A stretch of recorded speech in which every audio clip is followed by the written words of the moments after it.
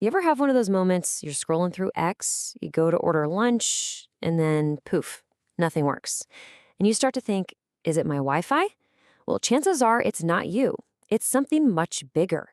It's often one single, super important company having a really bad day and dragging a huge piece of the internet down with it. So let's get into what really happened. I mean, it's a feeling we all know, right? It is so frustrating. But here's the thing. It's not just some weird coincidence. It's actually a symptom of how our digital world is put together. And just a little while ago, on a pretty normal Tuesday morning, we got a perfect and pretty painful example of this digital domino effect in real time. That morning, for millions of people, it was like the internet just went dark. I mean, look at this list. It's a who's who of the apps and services we rely on every single day. You've got social media, AI, food delivery, e-commerce. They all just stopped working. So what on earth happened? Well, the culprit was a company named Cloudflare. Now, you might not have heard of them, but trust me, they are a fundamental piece of the internet's backbone. So when they went down, it created what one expert called massive digital gridlock. And the impact was, you guessed it, immediate and absolutely huge. Just to give you an idea of the scale we're talking about, 20%. Think about that. 1/5 of the entire web suddenly just gone. This single number just perfectly shows how critical these quiet background infrastructure companies really are to our daily lives online. And wow, did this all happen fast. It kicked off early, just around 6:20 a.m. Eastern, with this huge spike in errors. Less than an hour later, the outage was at its absolute peak. Now, to be fair, the engineers jumped on it. A fix was out by 8:30, and things started coming back online an hour after that. But hey, in the digital world, a 3-hour outage, that feels like forever. The damage was done.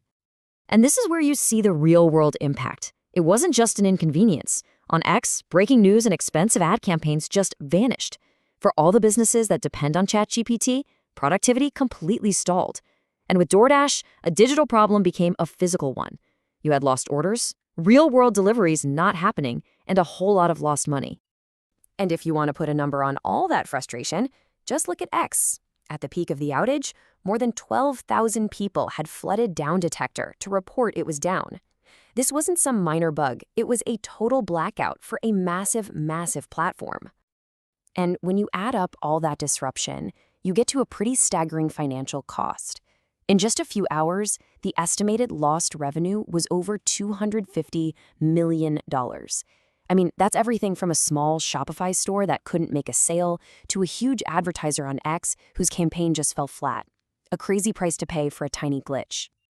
So what caused all this chaos? You know, your first thought is probably some huge, sophisticated cyber attack. But the truth, it's actually way more boring and maybe a little more scary. The problem came from inside the house. Okay, so before we get into the nitty-gritty, let's do a quick sidebar on what Cloudflare even is. They run what's called a Content Delivery Network, or CDN. Honestly, the easiest way to think of it is as the internet's traffic cop and bodyguard. It makes sure web content gets to you fast, and it protects websites from bad guys.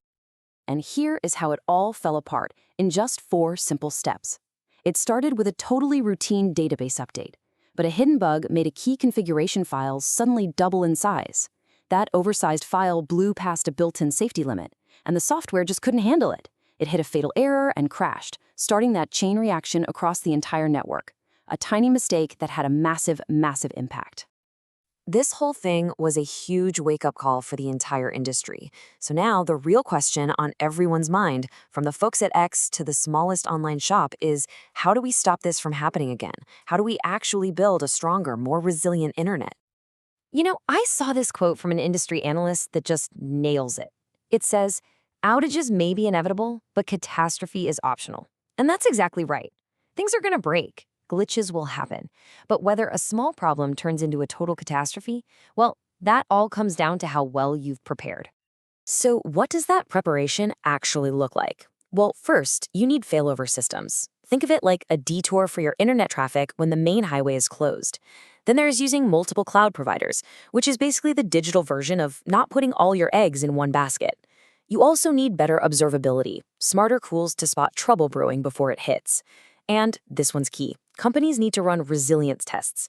We're talking digital fire drills to find the weak spots before a real fire starts.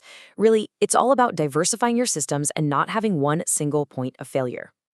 When you boil it all down, the goal is actually really simple, and it's something we can all agree on. The internet needs to be built so that no single company, no single bad day can take down our favorite services and grind everything to a halt. So let's zoom out for a second and think about the big picture here. This whole episode wasn't just about a glitch at Cloudflare. It was a pretty stark lesson about the very foundation of the digital world we've all built. As one expert put it, the real issue here is concentration. We've funneled these incredible amounts of global internet traffic through just a tiny handful of massive companies. Now, that's really efficient for sure, but it also creates this hidden fragility. When one of those giants stumbles, everyone feels the tremor. And that really leaves us with this one last pretty critical question to chew on. Is our digital world built on too few pillars? This outage proved that a single crack in just one of them can shake the entire building. And that's definitely something for all of us, users, developers, companies, to really think about as we keep building the internet of the future.